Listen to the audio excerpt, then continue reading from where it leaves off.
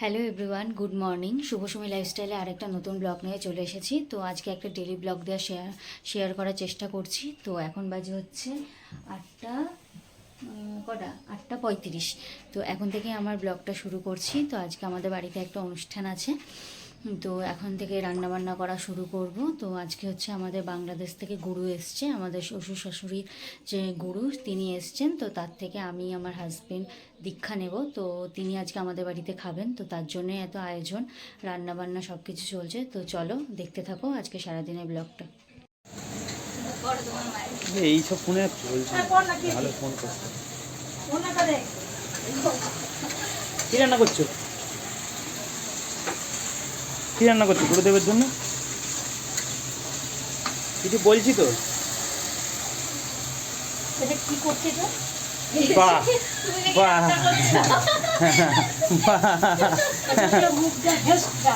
Veg ডাল নাকি খুন্তি নাড়াচ্ছ খালি?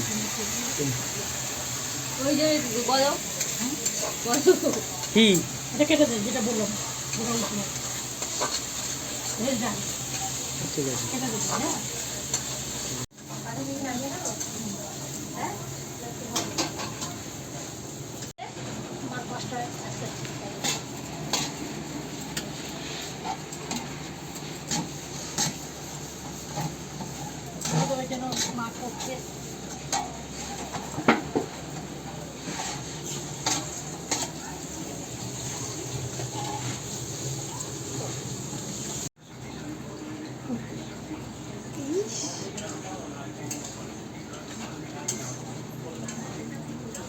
তাকাও একটু।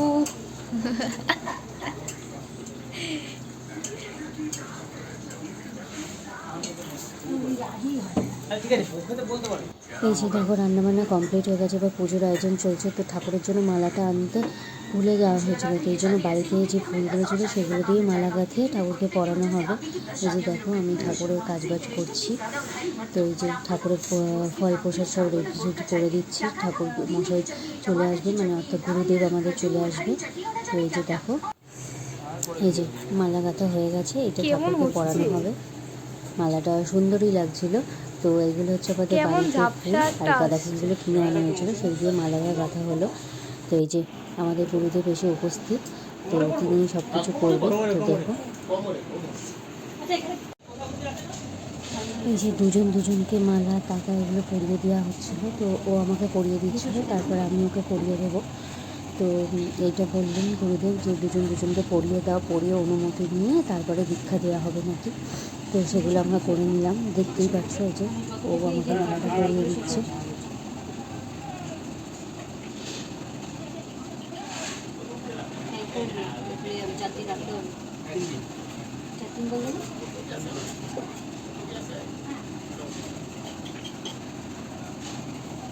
বন্ধ করে দেবো।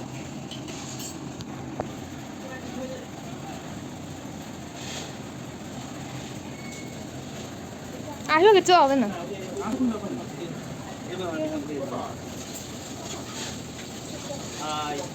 হ্যালো, আমরা দীক্ষা নিচ্ছি। আমাদের গুরুদেব এসছে বাংলাদেশ থেকে। হ্যাঁ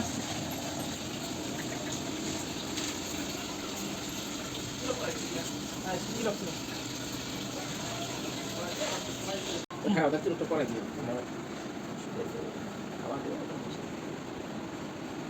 তো আমাদের তিলকটা ছিল তুলসী তিলক। তো এই যে গুরুদেব পরিয়ে দিচ্ছিল তিলকটা। তো এই যে ওকে পরিয়ে দিয়েছে, তারপরে আমাকে পরিয়ে দেবে। তো দেখতেই পাচ্ছ।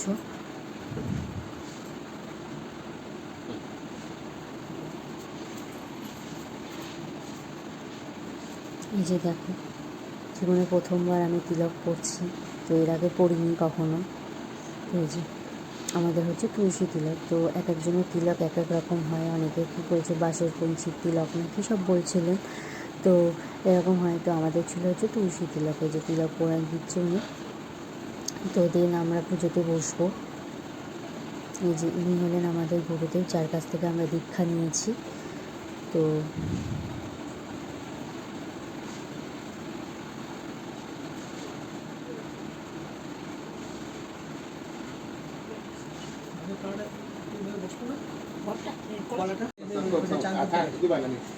কাছে রাখি আমি পূজা দিয়ে ফেলাই খান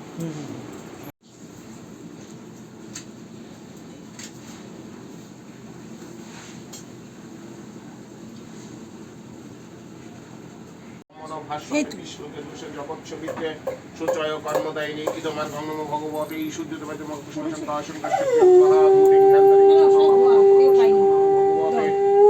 সূর্য দেবায়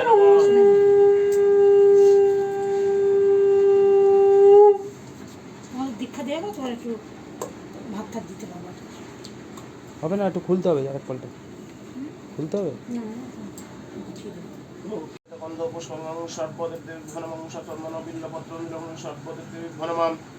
এই যে আমরা পুজোয় বসার করেছি, তো উনি প্রথমে রাধাকৃষ্ণের পুজো করে নেবেন, তারপর আমাদের দীক্ষা দেবেন।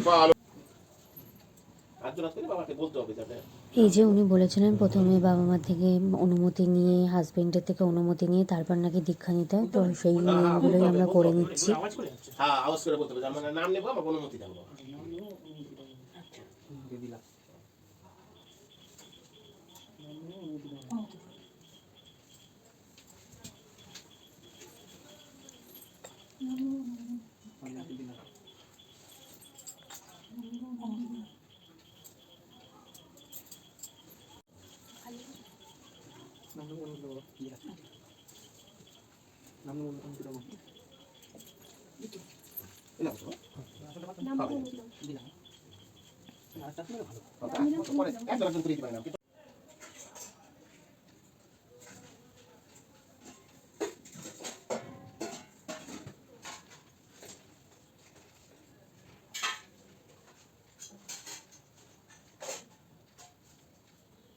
কৃষ্ণায় গোবিন্দায় নমো নমঃ।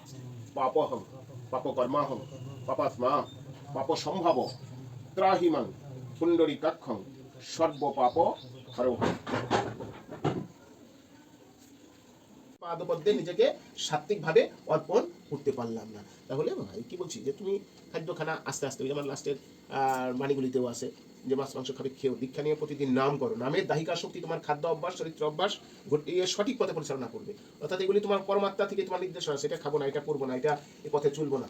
অর্থাৎ সেই ভগবানই পরমাত্মাই তোমাকে, যেমন অর্জুনের সারথি রূপে ভগবান শ্রীকৃষ্ণ তোমার এই জগৎকে অর্থাৎ কি চালাচ্ছে। ফোন করে কাউকে দিবি, ফোন করে বলে দেবো দেরি আছে। ঠিক আছে।